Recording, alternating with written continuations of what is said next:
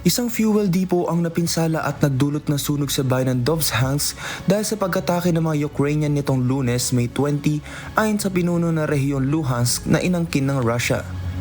Sa isang mensahe sa messaging app, sinabi ni Leonid Pasechnik na gumamit ang mga puwersa ng Ukraine ng mga cluster bomb sa pag-atake sa bayan na tinatawag na Sverdlovsk, isang Soviet-era name ng local administration ng Russia.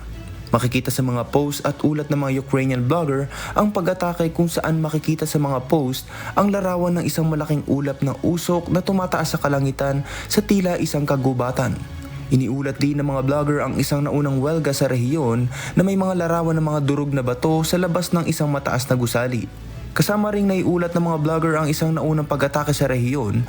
Ayon kay Leonid Pasechnik, noong Mayo ay may mga isinagawang pag-atake sa imbakan ng langis sa Luhansk at sa bayan ng Rovenki malapit sa Dovzhansk.